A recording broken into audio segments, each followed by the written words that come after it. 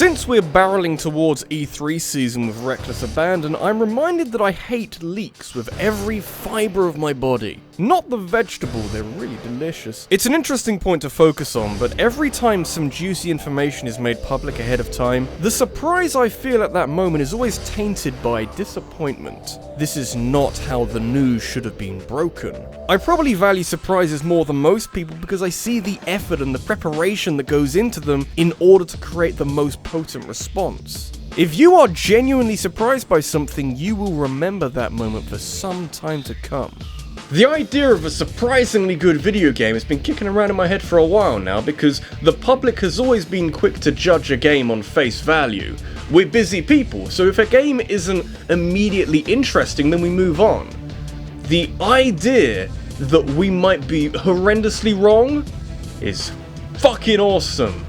And to make things even more interesting, I think I should be focusing on video games that initially looked a bit shit, but turned out to be way better than anyone could have predicted. This is where the power of surprise comes back into play, because these games wouldn't be anywhere near as memorable if someone told you from the start that they might be good.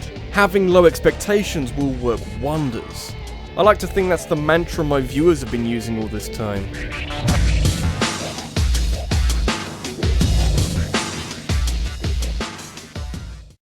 We put an awful lot of faith in developers that their zany ideas aren't the dumbest things we've ever heard. We can tolerate Nintendo selling us programmable cardboard because they've got a track record, both recent and notably less recent, for putting their focus on making something fun above all else. You know, the Wii wasn't all that practical most of the time, but it was goofy and got your grandparents flailing their arms around in the living room, so it did its job. I say all this as a sign that we should trust tried and tested setups and combinations, but one of the most intriguing stories of last year's E3 was that Nintendo and Ubisoft were getting together to make a video game, and we were still skeptical. That wasn't the reason why though. So not everything that Nintendo and Mario touch turns into gold, but they've got a pretty solid track record. A record that was put under intense pressure in 2017 when Ubisoft's polarizing Rabbids were thrown into the mix. I know a few people who forgot that the Rabbids still existed in a world where their style of nonsensical screaming and slapstick humor has since been replaced by these yellow suppositories, and Mario and Rabbids Kingdom Battle represented a real risk for Nintendo considering the clashes in style between the two IPs. But it was a risk that was well managed by both Nintendo execs and Shigeru Miyamoto to ensure that nothing too ridiculous was happening, and as a result, you've got this very capable XCOM-esque strategy game starring two sets of characters who work surprisingly well on the same screen. There's some issues with balancing and a need to grind for resources roughly halfway through, but apart from that, there's very little wrong with Mario and Rabbids Kingdom Battle, which is absolutely not the kind of sentence I thought I'd be saying this time last year. I suppose it's good practice for when Illumination makes the Mario movie and fills it full of minions. What are the chances? I suppose there are additional concerns about how Mario would adapt to a strategy RPG and using guns, but Nintendo's supervision stopped things from getting too out of hand, and it's a good game because of it. Also, this might be the first time I've mentioned Mario and Rabbids Kingdom Battle and not felt obliged to talk about RabbidLuigi. This game has multiple layers, you know.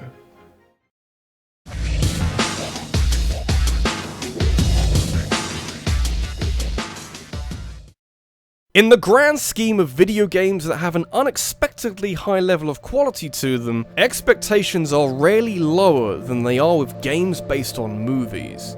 The ultimate worst case scenario is the movie tie-in game, where a publisher gains the rights to release a game at roughly the same time as a newly released film, and hopefully more money happens. There might be some other steps in there, but Very often these games are rushed and devoid of creativity or polish, so it becomes very hard to find the outlier in this vast collection of data with a handy-dandy correlation that proves my point. It is a difficult problem to get around. That's why you start taking a few creative liberties. So, follow me on this one because it gets a little complicated. There was a really stylish action movie released in 2015 called Mad Max Fury Road, and in that very same year, the makers of the Just Cause games put out a Mad Max video game. It's the same year, so tie-in, right? Well, no, because the game had been in development for a few years and was initially set for a 2014 release. The delay, incidentally, helped to push the game back into the same sentence as the completely unrelated hit movie, and that meant a lot for sales. Not knowing this at the time, I was under the impression that this was a tie-in game, which set my brain on fire when I played it because it was infinitely better than I thought it ever could be. I should have taken notice of who made it, because you can definitely feel Avalanche's Just Cause influence in the expansive overworld and levels of customization, and also a pretty undercooked story, but that's not why you're here. If you're upset that this game set in a post-apocalyptic Australia is lacking a good narrative, then I don't know what to do with you.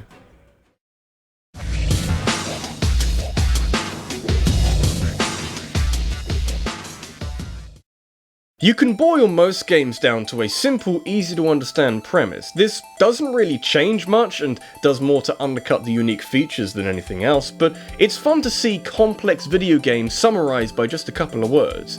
It's also useful for appreciating how some games have an awful lot more work to do than others. Shadow of the Colossus, for example, has a pretty sweet gig. It's got a lot of nuances to it that hide its true nature to the average onlooker, but the core premise that you are sold on is to take down giant monsters to satisfy that rush we all get when we overcome long odds. A foundation like this makes it fairly straightforward to build an exciting game, since most people are convinced by the mere scenarios that you can imagine when you think of this premise. A video game where you can kill massive creatures? Sounds cool, sign me up.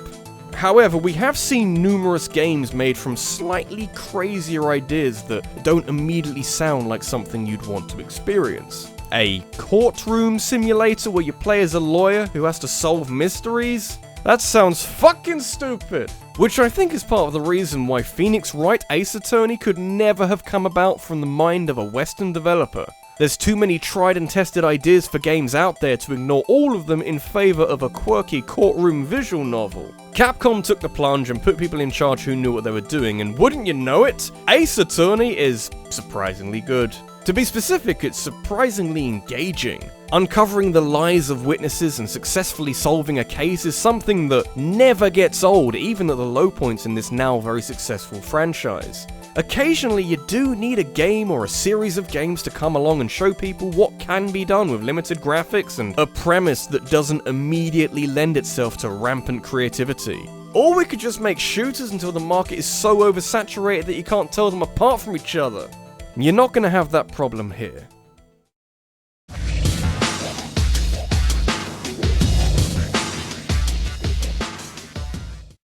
We simultaneously overrate and underrate how influential a video game's box art is. On the one hand, we find out a lot about a game through early screenshots and reveal trailers before box art has been finalized, so you're very likely to have an opinion about a game quite a while before it comes out. On the other hand, box art provides an immediate preview of a game to a more casual audience who haven't kept up with all this info as it comes out, and is instead just casually browsing an online or real-life store for something cool to play. I suppose the deciding factor, if you need one, is that I appreciate it when box art on physical releases looks appealing. I can whip it out off my shelf and, yeah, that's groovy. Can't say the same for every game though. It'd be interesting to see if box art is something that's still given a lot of attention by high-up executives, or if they see a shift towards a digital marketplace as the perfect opportunity to scale the box art back a little. You know, just chuck some CGR on there and call it a day, it's okay. Be careful though, because you are making a cover by which to judge a book by.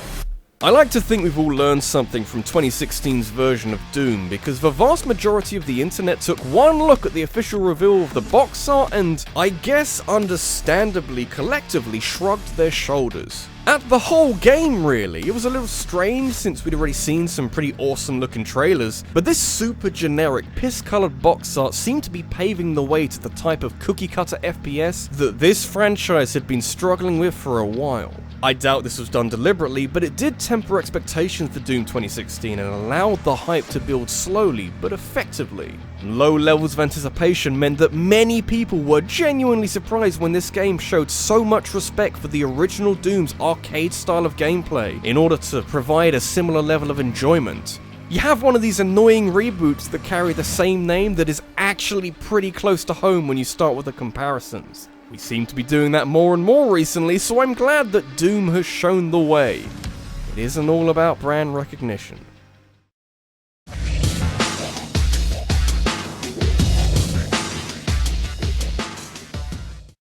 When making games of a certain genre, you are battling against an awful lot of hardened convention. From the start, a game like Mad Max is up against decades of historical evidence that games based on movies, or at least in movie universes, struggle to meet their lofty source material. You get high expectations of any sequel or any game that is adding to an existing property, but things are a little more mellow with licensed games. We don't expect a lot from them. Especially when you can count the number of good Batman games prior to 2009 on just a couple of fingers. So there's ballsy decisions, and then there's entrusting the rights to make a big budget next-gen Batman video game to a tiny British developer with one kind of okay game about riot police under their belts. I can only assume that the big plans that Warner Brothers and Eidos had for Batman were reciprocated by Rocksteady Studios, since they very quickly set about making one of the best trilogies to come out in the last decade, which then spawned an infinite number of reviews describing how these games let you become Batman. I mean, that might have also been the aim of the older games for all we know, but I don't think Batman ever found himself trapped inside a Castlevania game. They've made a lot of comics though, that may have happened at some point. Batman Arkham Asylum deserves a lot of credit for reintroducing the gaming landscape to both the concept of a great Batman game and the possibility for other superhero franchises to follow suit.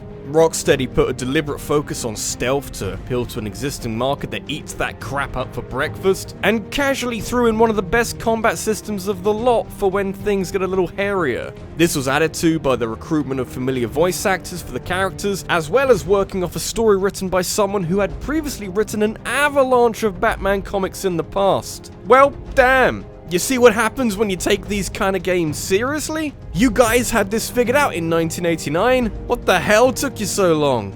This is RabbidLuigi, and there's some debate as to which of the three Batman Arkham games is the best. It's probably not Batman Arkham Knight, because the PC port wasn't very good. But Batman Arkham Asylum deserves a lot of credit for doing so much with so little. The asylum itself is small and claustrophobic. It kind of reminds me of the mansion from the first Resident Evil. And it's a glowing endorsement to keeping things confined. It's just a general reminder that not every game has to be big.